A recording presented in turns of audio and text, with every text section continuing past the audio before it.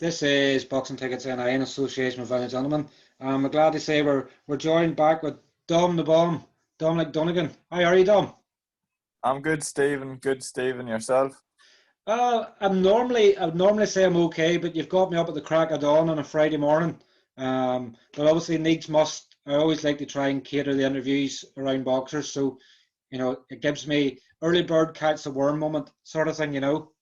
Yeah. You get a coffee into you and you'll be grand. Definitely, I'm feeling recharged and rejuvenated and ready for the start of another weekend.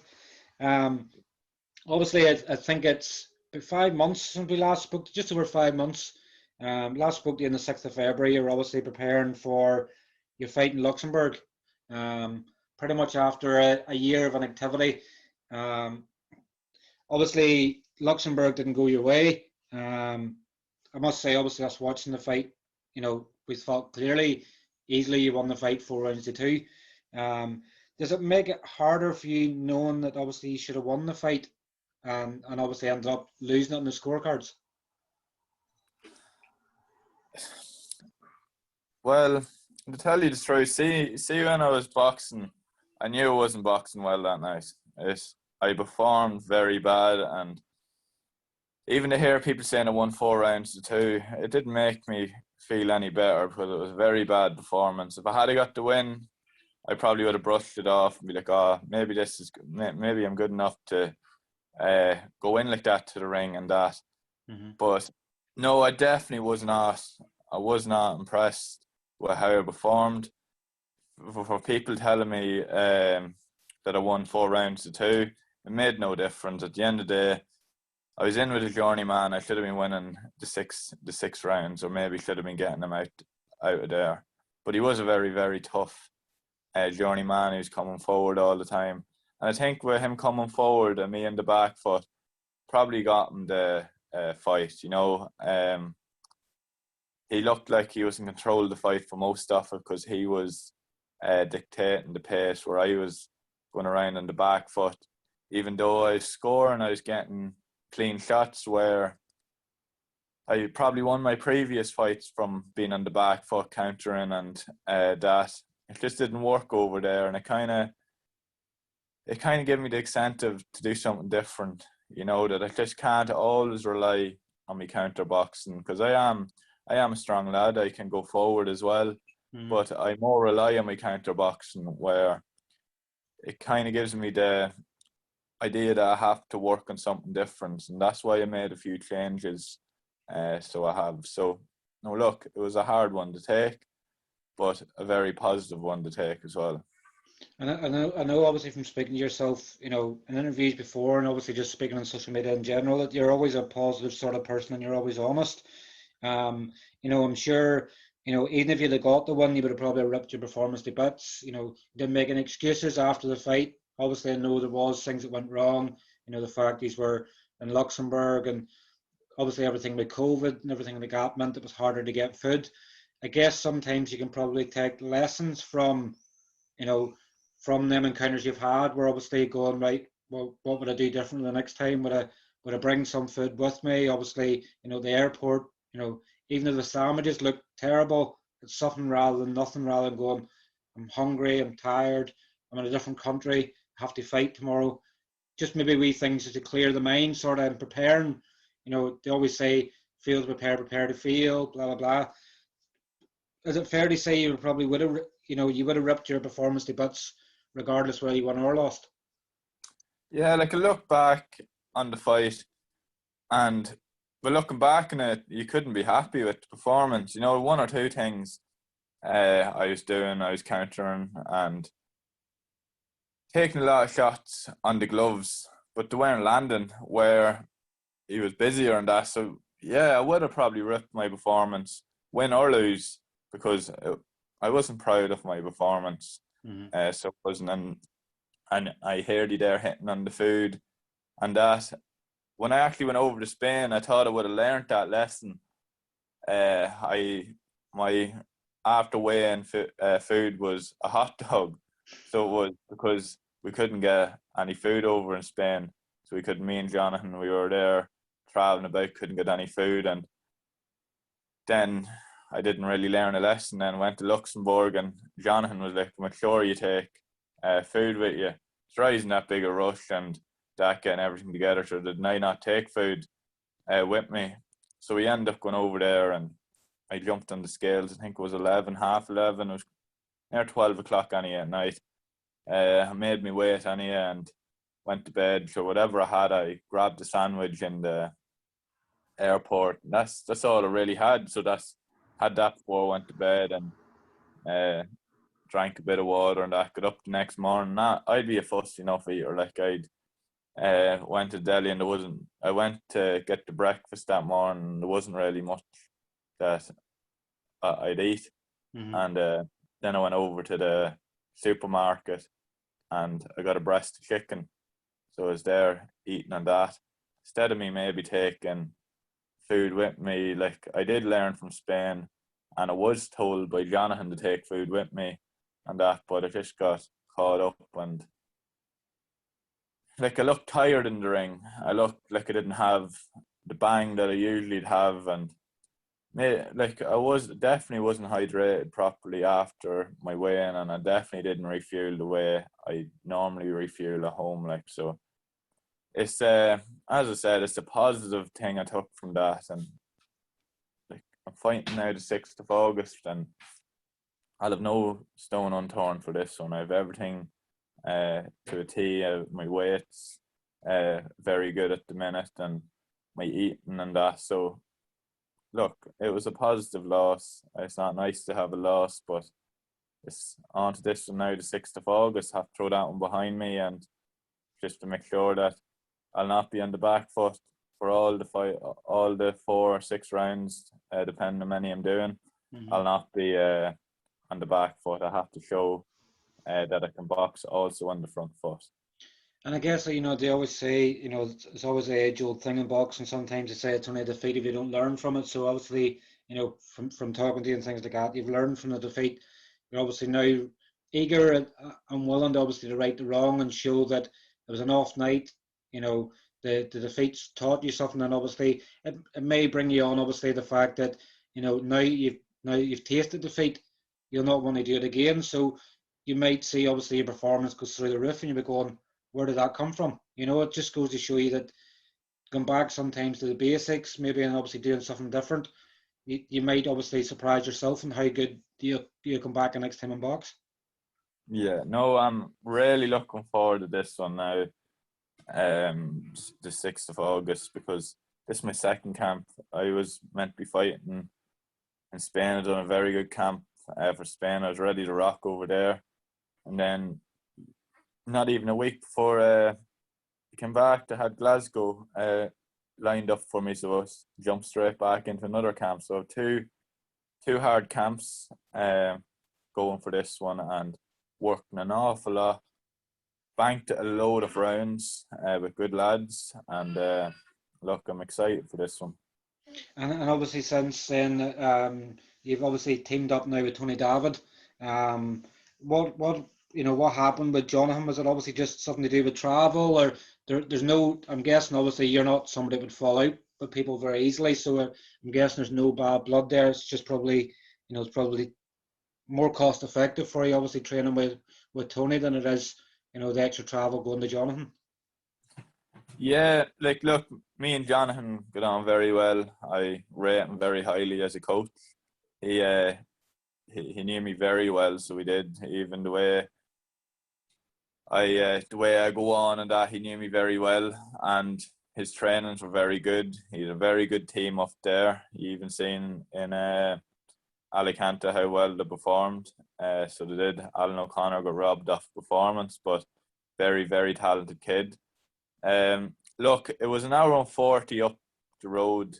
So it was from my house to Jonathan's. And for me to do that, it'd take me about €50 up and down, and then I'd land up there, and I'm expected to get a good hard session. And even though Jonathan had pushed me, he'd get it out of me. But it's so hard being stuck in the car for that long, an hour and 40, and then trying to train to your best potential. Like he just can't do it. And I was at that for a good year and a half, and I was getting great rounds in up there as well with the lads, and it just made more sense going a wee bit closer to home. Like, there's definitely no bad blood there with Jonathan, and if I ended up moving up there or that, I'd love to pair up with Jonathan again. Like, so there's no bad blood there. I was talking to him before the Alicante fight, wishing the lads the best of luck and that. So no, definitely no bad blood there. And I'm with Tony now, closer to home, and it's going very well with Tony. And then obviously Tony's probably more of an old school type, so probably not obviously slating Jonathan, but obviously Tony may see something, new eyes sort of looking in. He might see something to obviously help, and obviously they say sometimes that the change, a fresh change can do the world of good. So with you coming back off of defeat, maybe sometimes the best thing, was a change, which has suited you because of travel. But if Tony look at him with new eyes, and Tony's obviously a legend, Irish boxing and stuff as well. So, if Tony can't obviously see something to improve on you, then, what's the sense of him helping you? So I'm sure obviously new routines, new people to spar and things like that. I think you've Danny Keating, John Joyce, Liam Walsh, amongst others in the gym. So new people to spar, probably brings the best of you. Probably feel like a kid at Christmas again. No, definitely. And Tony's good now. Tony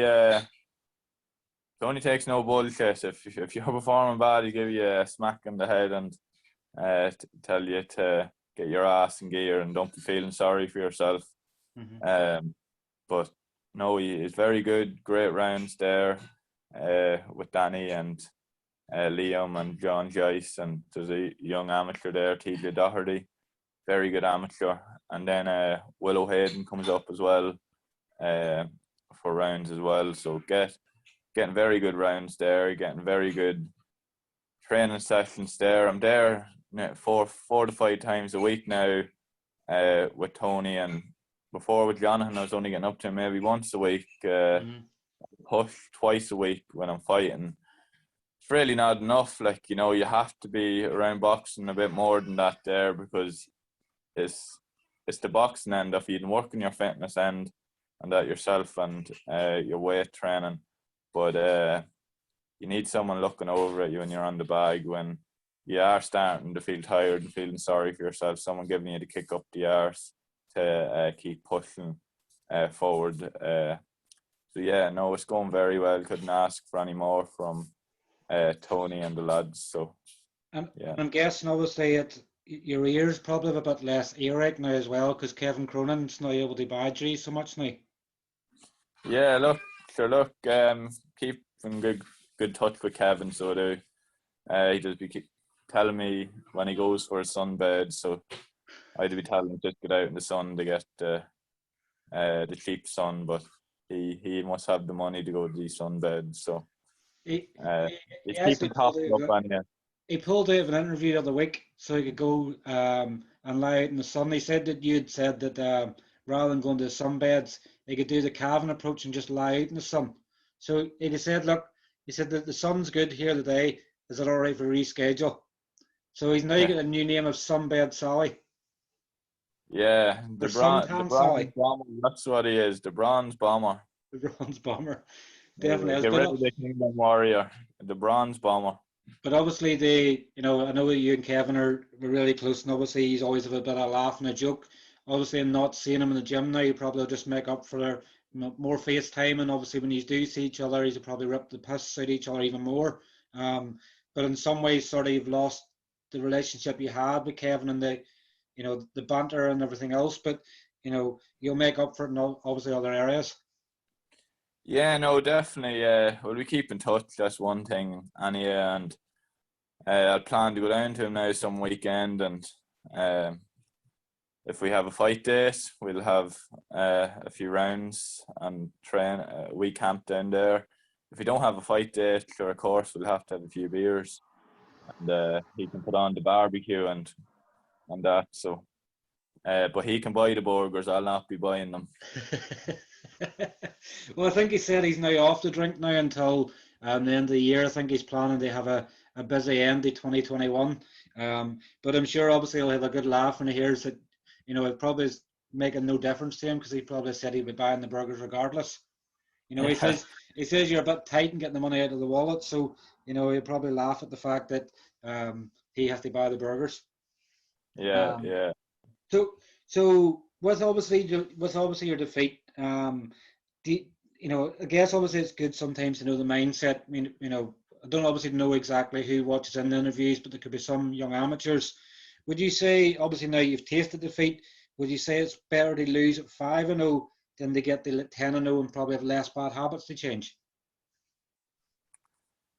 This is the thing that I can't give a proper answer to, because who's going to say that you go in with the mindset you're not going to lose, but to get 10-0 is right. I have 5 fights before I get to 10, so defeat you're going to face it in any time in your career. It's how you deal with it. Like it's the easy option is to give up and feel sorry for yourself and not to train and that. After my fight in Luxembourg, I went straight back to training. I didn't want to feel sorry for myself. Deep down I was thinking, if I had done this, if I had done that, but no point thinking that at home. Like, you have to get into the gym and work on these things, that if I had done this, if I had done that, make sure them things don't happen in the next fight.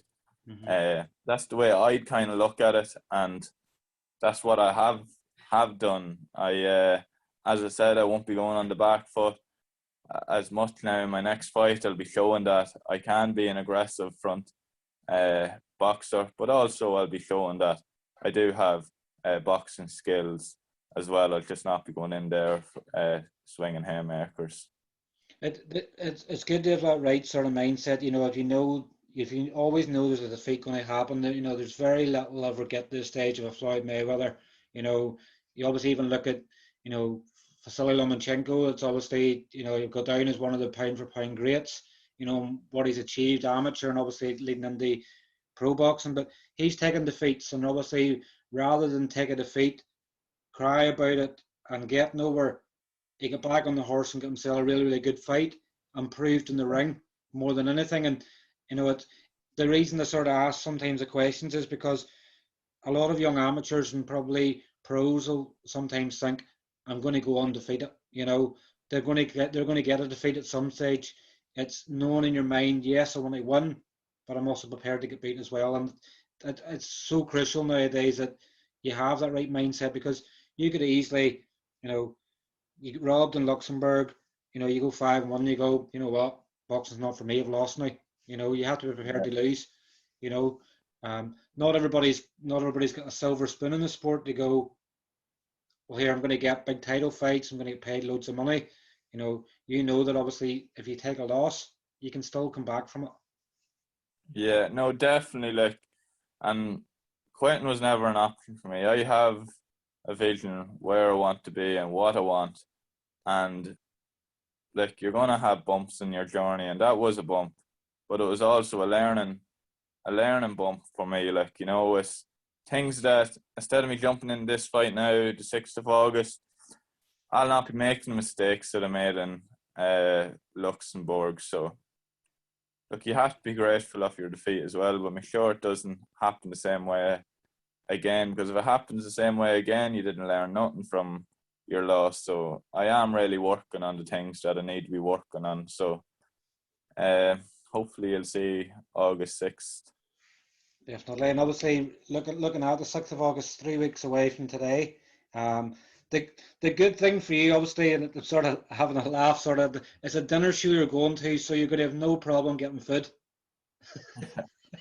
I think with the dinner show, I might even get food. I'll have to tell the ones that's going over to put it in a doggy bag for me, because I think they'll be eating while we're fighting. Or I think the way they normally do it, I think they have the food before. So at least obviously you can say to someone, look, get me an extra plate there, so something to eat afterwards. But there'll be no we're obviously in Luxembourg, we weren't able to get food. You're fighting now in a dinner show. It's a Sam Kinnock show in Glasgow, 3 weeks from today. I'm guessing obviously, because you after Luxembourg, you obviously were meant to fight in Alicante, it didn't happen, and obviously now you push back to August. You're like, get me in, I want to fight. So I'm sure these 3 weeks they can't roll in soon enough to get you back in the action. Yeah, no, definitely. And this is my second camp now for this, and I'm fit, and my weight's very good, and my diet's very good. I just want to get in there and fight. And after this fight, I'm not looking over a fight again. Just get this one out of the way, and on to the next one then, hopefully. And is there any idea of an opponent yet for you in Glasgow? Is it still something that's been worked on? I think Stephen and Tony was given a few there to pick or whatever.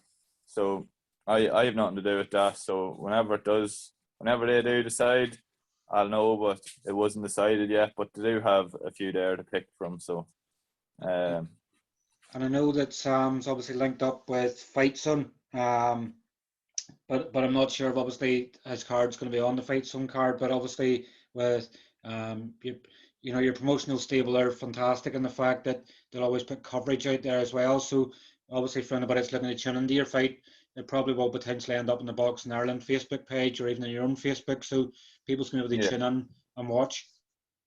Yeah, no, I'm actually not sure who's going over. I'm nearly sure Steve's going over. So if Steve's going over, I'm sure he'll hook it on the Boxing Ireland page, and if he doesn't go over, it'll be on my Facebook page anyway. I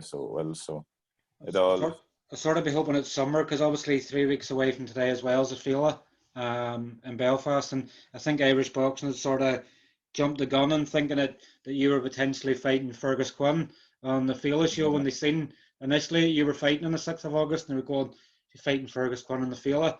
The Fila's on the same night, so I know for obviously me myself watching in your fight, it'll probably be a Saturday, looking back sort of at the fight, so it'll obviously be a busy weekend for Irish Boxing. I think it's the 6th and 7th of August are mental for fight nights. Yeah, no, it's a great card on the Fela, so it is, and I'll probably be watching on the phone myself on the Saturday how that card went also. Mm-hmm. Yeah, it did. I actually got a message. Was I fighting Fergus Quinn on the Fela? I think people were trying to put 2 and 2 together because the same way, and I announced I was fighting the 6th of August. I thought that maybe it was domestic dust up, but no, not this time. Not this time, but who knows in the future. Obviously, we want to touch on with obviously Eddie Treacy on yesterday. It was obviously, I'm not sure obviously how much of the interview you've watched, but Eddie was calling you the poster boy of Boxing Ireland, and he's saying obviously you moved up in weight to avoid him. Firstly, obviously, what did you think of Eddie's comments? Poster boy. Look, thank you for saying I'm the poster boy. It means a lot. But no, I actually never said I was going up to middleweight. I never said I was leaving light middle. I'm probably going to weigh in lighter than I did in Luxembourg. So I never said anything about going up to middleweight. I never said that I was leaving light middle. I'm not running from Eddie. He knows I'm not running from him. My Ireland Boxing Promotions knows I'm not running from him. So I know where he got that from. I think when people throw his wee things in stuff to start storing the pot and that, and look, at the end of the day, he says I'm going to get hurt in there. Look, we'll not know till fight night. So and that is going to happen. It mightn't happen for a BY Celtic title, which I'd fight him in the morning. If that was 6th of August, he'd fly on over to Glasgow and get in the opposite corner. I'd fight him for the BY Celtic title over there. But at the end of the day, it's out of my hands. It's out of Eddie's hands. It's in our management's hands. Whatever they decide, we just have to go with it, They want to build the fight as well. They want to get on probably in a good stage. Is the Devonish a good stage for it? Ran great shows in it, but I think we can go a little bit bigger than the Devonish, So at the end of the day, it's up to my management what they decide. But I do fancy that title around my waist, and Eddie's not going to stop me. And it's not that obviously we obviously wanted to give you an opportunity, obviously, on Eddie's comments, as you know from ourselves, and Eddie will even know as well that I don't obviously set out interviews in a way to sort of have it tit for tat sort of thing, but it's since the BUA sort of made it that the two really fight for the Celtic title, it's been one that's been brewing along, and these are having the back and forth as well. Like when the fight does eventually get made, it'll be a main event in a Boxing Ireland show. You then look at it and go, well, where does the venue sort of look to be? Do you look at probably Dublin? I'm not sure if Dublin works out well for yourself for you and Cavan and him and Bray, vice versa. So it's picking a good venue, but it may be potentially one that might not happen to say this time next year. But at least he's probably there. You're both saying you both want to fight. Yeah, at the end of it, I no hatred towards Eddie. I done many's around with him. He said actually in his interview yesterday, we done many's around with him. And he also said I felt his power. I did. I have a lot of good things to say about Eddie. He is very strong. He is very fit. When he said it, say he's limited. If you're strong and fit as a boxer, you are a dangerous fighter. So I'm not disrespecting him. I was in the ring with him. I think he's a very good boxer, but he also felt my power as well. So look, if when it happens down the line, it'll be a very, very entertaining fight. It's a 50-50 fight for both of us, and I'm sure Boxing Ireland will get it on. But when the venue's right, as you said, a Dublin one would probably make more sense, and then there's a wee sniff of a 3 arena one. So you never know. Yes, and obviously it's good to it's good to hear that obviously you still want to fight, and obviously they maybe potentially moving up to middleweights just for a comeback fight, and then staying back at light middle. Obviously before we do let you go, because obviously I know that you're going training now. Obviously not looking too far ahead from Glasgow. But obviously I'm guessing once you have fought in Glasgow, you'll be hoping to fight at least once more this year. I think there's potential of a Dublin card November, December time. So I'm sure you'll be looking to fight at least one more before the end of the year. Yeah, ideally I'd like to get out in 2 more. So as you know, I like to keep busy. But I'm not looking over these fights like I did in Luxembourg, because the one in Luxembourg, I was like, right, sure, I have my title fight now. I'm going to be fighting for my belt.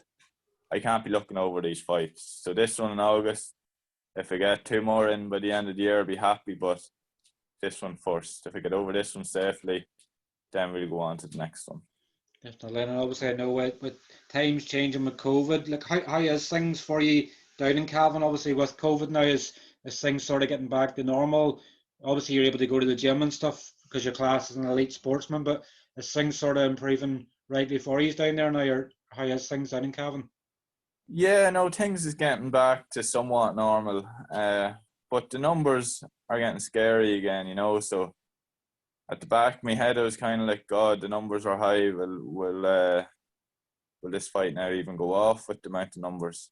Mm-hmm. But most of the people's vaccinated now, so and the deaths aren't too high as well, so people is going to get it. People gets the flu, and I know it's a bit more serious than the flu, but if you have a vaccine, it's meant to help, like, so.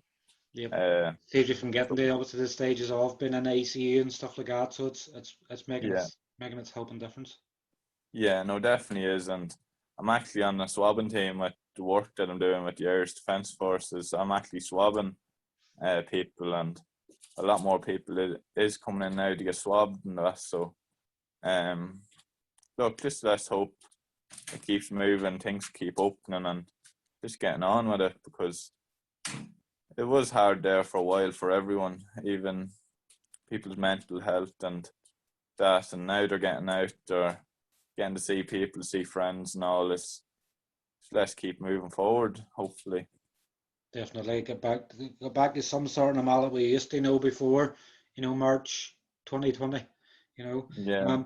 But obviously, look, I think we've sort of timed this right. Obviously, you'll be jumping straight in the car and going to your training session. I don't want Tony obviously having a go at us for keeping you back.